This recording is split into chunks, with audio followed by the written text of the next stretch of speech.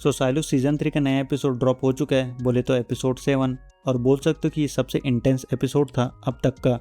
सच में मज़ा आया। हमें कुछ चीज़ें पता चली, जैसे साइलो बनाने के पीछे आइडिया किसका था, बट मेनली ये एपिसोड फोकस करती है जूलियट पर।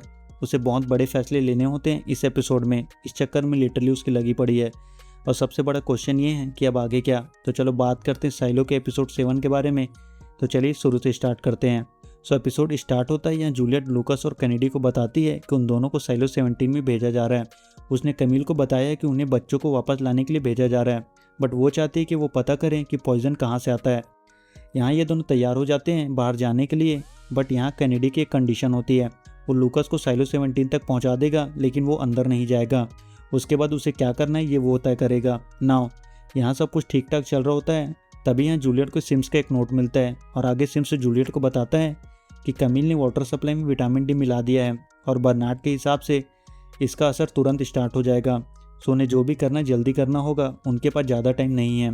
उसे फॉलो किया जा रहा है, उस पर नज़र रखी जा रही है, तो इसके बाद वो किसी भी तरह से कांटेक्ट नहीं कर सकता है। तो कैट, डैनी और सैंडी लूकास और कैनेडी से मिलने आते हैं। यहाँ इन्हें पता चलता है कि इन दोनों को बाहर भेजा जा रहा है साइलो 17 में। वहाँ सब मर चुके हैं और केवल कुछ बच्चे ही बचे हुए हैं, और जूलियट ने उन्हें प्रॉमिस किया था कि वो उन्हें वापस लेकर आएगी। बट यहाँ कैनेडी को अब भी लग रहा होता है कि उसने जो भी वीडियो में देखा वो सही है, और हेलमेट पर वीडियो वाली बात झूठी है।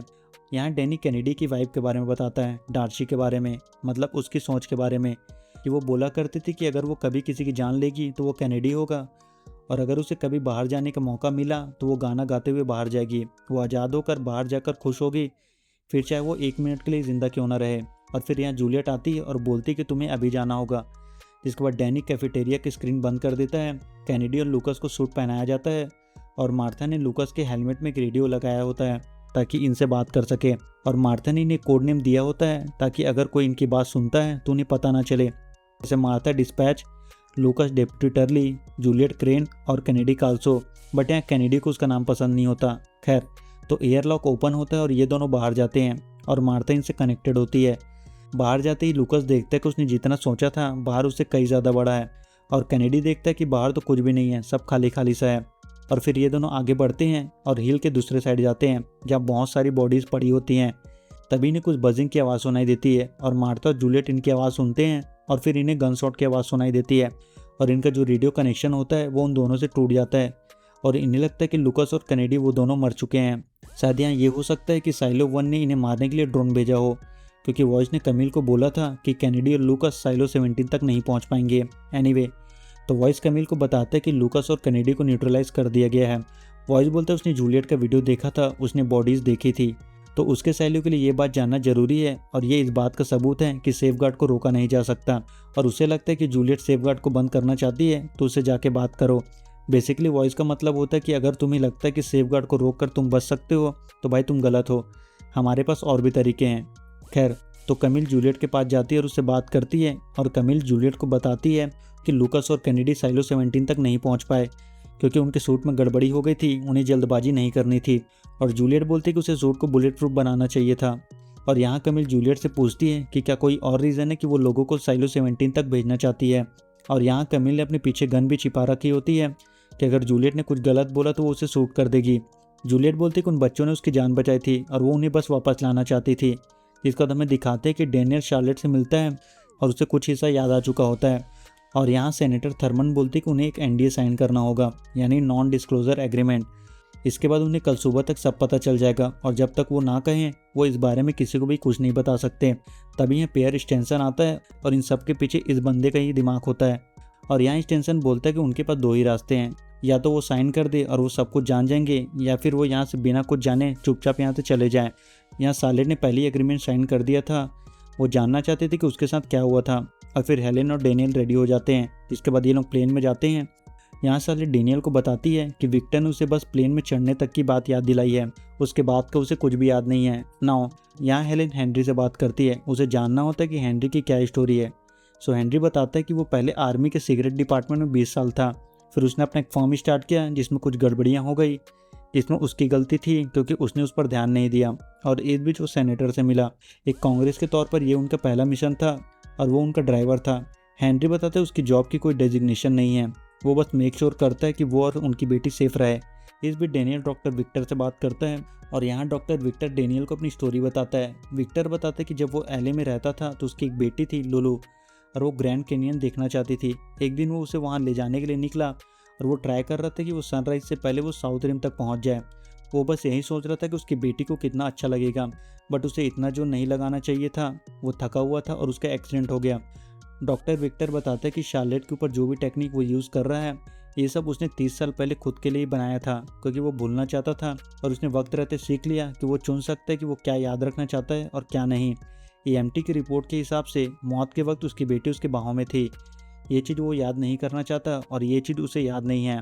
खैर, तो ये लोग लैंड करते हैं। यहाँ थर्मन डेनियल को बताते कि ये स्टानसन का आइडिया है और वो बस उस पर यकीन करके उसकी मदद कर रही है, और जब उसे इस बारे में पता चलेगा तो उसे भी यकीन हो जाएगा। जिसके बाद ये लोग हेलीकॉप्टर से कहीं जाते हैं और कुछ टाइम बाद डेनियल और हेलेन देखते हैं कि वो लोग साइलो बनाने के लिए ड्रिल कर रहे होते हैं। खैर, तो इसके बाद हमें दिखाते हैं कि पॉल और एड हार्वर्ड के पास आते हैं उससे बात करने।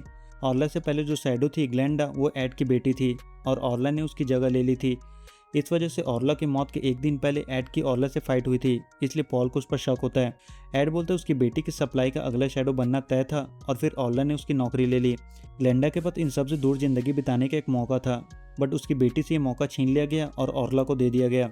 मैंने उसे 2 बातें सुना दी और बात वहाँ खत्म हो गई, और फिर एड इन दोनों के यहाँ से जाने के लिए बोलता है। खैर, तो कैनेडी और लूकस के मरने के बाद अब इनके पास ज़्यादा टाइम नहीं होता, और यहाँ टेडी जूलियट को सेफगार्ड कर रोकने का एक प्लान बताता है।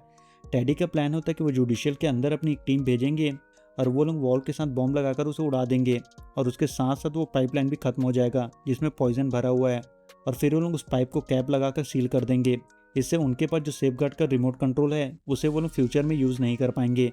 उनके पास सूट और हेलमेट होंगे तो वो पॉइजन से बच जाएंगे, और सिम्स उनकी मदद कर सकता है अंदर जाने के लिए। उसके पास जुडिशियल के पासेस हैं।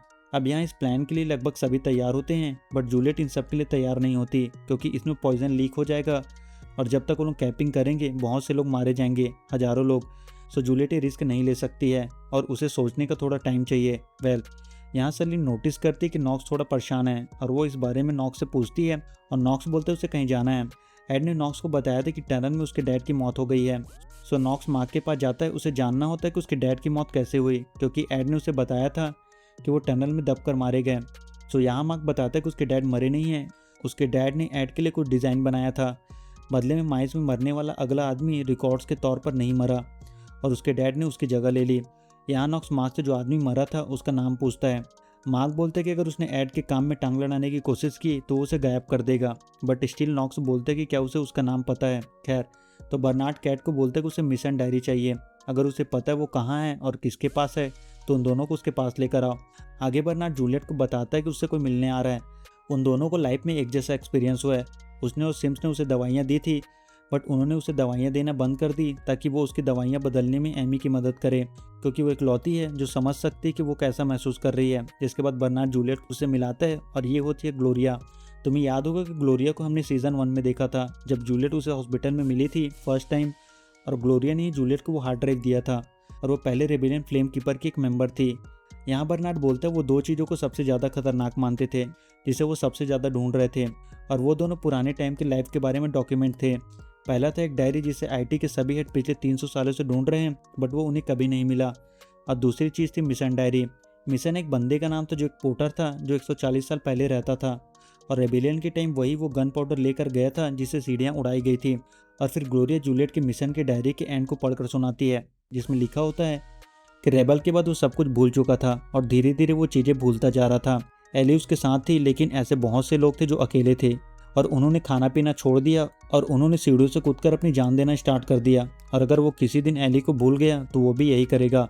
इसलिए जुडिशियल ने सीढ़ियों पर नेट लगाना स्टार्ट कर दिया, और इसके बाद इस डायरी में कुछ नहीं लिखा होता। शायद उसने अपनी जान दे दी थी, बट जूलियट स्टील बोलती है कि वो इतनी लोगों की जान नहीं ले सकती। सो बर्नार्ड उसे बताता है कि उस वक्त के आईटी हेड सैल्वाडोर क्वीन ने सेफगार्ड से बचने के लिए उसने पूरे साइलो को दवाइयाँ देना चुना। उसने लोगों को यादें मिटाने की ज़रूरत पर कभी क्वेश्चन नहीं किया और इसकी उन्हें कीमत चुकानी पड़ी।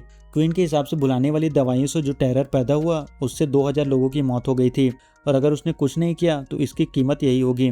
उसे पता है ये चुनने की कीमत वो अपने ऊपर नहीं लेना चाहती, बट ये डिसीजन लेने का बर्डन उसके कंधों पर है क्योंकि वो मेयर है। और फिर जूलियट डिसाइड करती कि वो इस काम को करेंगे। जिसके बाद सैंडी सिम्स के पास जाती है और उसे बोलती कि उन्हें जुडिशियल के पासेस चाहिए। और फिर सिम्स जाकर पासे उसको अपने बेटे की स्कूल जैकेट में छिपा देता है। और फिर सैंडी जाकर एक सेम स्कूल जैकेट लेती है और उसे एंथोनी की स्कूल में जाकर स्कूल जैकेट से बदल देती है। और फिर सैंडी जाकर पासे जूलियट को दे देती है। इस बीच कमिल सिम्स को बोलते उसे उसकी हेल्प चाहिए, उसे नर्स एमी से बात करनी है और वो चाहती कि गवाह के तौर पर वो उसके साथ रहे। और सिम्स उसकी बात मान जाता है। वहीं टेडी अपनी लोगों के साथ जुडिशियल के पास पहुंच जाता है, बट तभी वो सिम्स और कमिल के अंदर जाते हुए देख लेता है और ये बात वो मार्था को बताता है।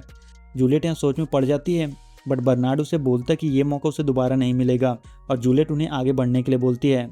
जिसके बाद टेडी अपने लोगों के साथ जुडिशियल के अंदर जाता है और वॉल तक पहुंच जाता है और बॉम्ब लगाना स्टार्ट कर देता है। तभी यहाँ मार्था को रेडियो पर कैनेडी का सिग्नल आता है। कैनेडी बोलता है वो साइलो 17 में है और बच्चे भी ठीक हैं। और जूलियट टेडी को सब कुछ रोकने के लिए बोलती है, जिसके बाद टेडी सारे बॉम्ब्स को रोक देता है।